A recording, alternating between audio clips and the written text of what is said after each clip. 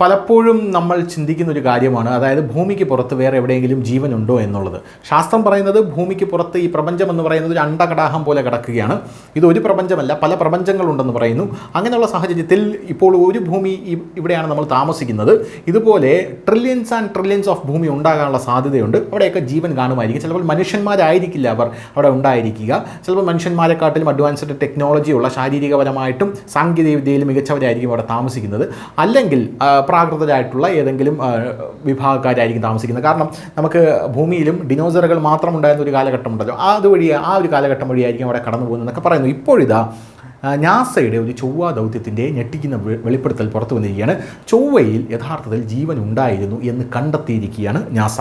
വരണ്ട നദീതടത്തിൽ കണ്ടെത്തിയ പാറകളിൽ പുരാതന സൂക്ഷ്മജീവികളുടെ തെളിവുകൾ നാസയുടെ ചൊവ്വ പര്യവേക്ഷണ വാഹനമായിട്ടുള്ള പോർസെവൻസ് കണ്ടെത്തിയെന്ന റിപ്പോർട്ടുകൾ വരുന്നു. അതായത് സൂക്ഷ്മജീവികൾ ചൊവ്വയിൽ ഉണ്ടായിരുന്നു എന്നാണ് കണ്ടെത്തിയിരിക്കുന്നത്. എന്നിരുന്നാലും ഇതിപ്പോഴും ഒരു 50-50 സാധ്യത മാത്രമാണെന്നും ഇവർ പറയുന്നുണ്ട്. ഏതെങ്കിലും നിഗമനത്തിൽ എത്തിച്ചേരുന്നതിന് മുമ്പ് പെർസെവറൻസ് ശേഖരിച്ച സാമ്പിളുകൾ ഭൂമിയിലെ ലാബുകളിൽ സമഗ്രമായി പരിശോധിക്കേണ്ടതുണ്ട് എന്നും അവർ ഊന്നി പറയുകയാണ്. 2021 മുതൽ ചൊവ്വയിൽ പ്രവർത്തിക്കുന്ന ഈ റോവറിന് സ്വന്തമായി ജീവൻ പരിശോധിക്കാൻ കഴിയില്ല എന്നുള്ളതാണ് വേറൊരു കാര്യം. പാറകളിൽ ആഴത്തിൽ തുരന്ന് അവയിൽ ഒരു ട്യൂബ് ഘടിപ്പിച്ച് സാമ്പിളുകൾ ശേഖരിക്കാൻ മാത്രമേ ഇതിന് കഴിയൂ. കോടിക്കണക്കിന് വർഷങ്ങൾക്ക് മുമ്പ് ചൊവ്വയിൽ ജീവൻ നിലനിന്നിരുന്നു എന്ന് നിർണ്ണയിക്കാൻ ഈ സാമ്പിളുകൾ ഉപയോഗിക്കാനായി സാധിക്കും. ഇപ്പോൾ നാസയുടെ റോവർ ശേഖരിച്ച സാമ്പിളുകൾ ഭൂമിയിലെത്തിയ ശേഷം വിശകലനം ചെയ്യാൻ മാത്രമേ നമുക്ക് കഴിയുകയുള്ളൂ. ഈ ഗവേഷണവുമായി ബന്ധമില്ലാത്ത SCTA ഇൻസ്റ്റിറ്റ്യൂട്ടിലെ ജാപ്പനീസ് ബിഷപ്പ്, മസാച്യൂസെറ്റ്സ് ആംഹെർസ്റ്റ് സർവകലാശാലയിലെ മാരിയോ പാരന്റ് എന്നീ ശാസ്ത്രജ്ഞർ പറയുന്നത് ഇതുപോലുള്ള എന്തെങ്കിലും കണ്ടെത്തിയാൽ അത് ആവേശകരമായി തീരും എന്നുള്ളതാണ്.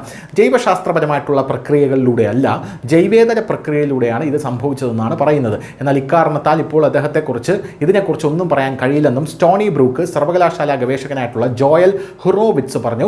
ജീവിതത്തിലെ പോസിറ്റിവിറ്റിയുടെ തെളിവാണിത് എന്ന് മാത്രമേ നമുക്ക് പറയാനായി സാധിക്കുകയുള്ളൂ എന്നാണ് ഇവരെല്ലാം പറയുന്നത്. എല്ലാ സൂക്ഷ്മാണുക്കളുടെയും സാധ്യമായിട്ടുള്ള ജീവൻ ഇവിടെ നമുക്ക് വിശദീകരിക്കാൻ കഴിയും. എന്നാൽ നമുക്ക് അത് ഉറപ്പാക്കാനുള്ള ശക്തമായിട്ടുള്ള മാർഗ്ഗങ്ങൾ വേണം എന്നും അദ്ദേഹം പറയുന്നുണ്ട്.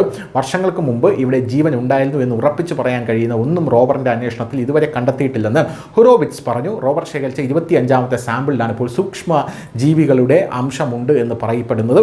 ഇപ്പോൾ 30 സാമ്പിളുകൾ ശേഖരിച്ചു. കൂടാതെ 6 സാമ്പിളുകൾ കൂടി ഇനി ശേഖരിക്കാനുണ്ട് എന്നും റിപ്പോർട്ടുകൾ സൂചിപ്പിക്കുന്നു. News desk, news India Malayalam.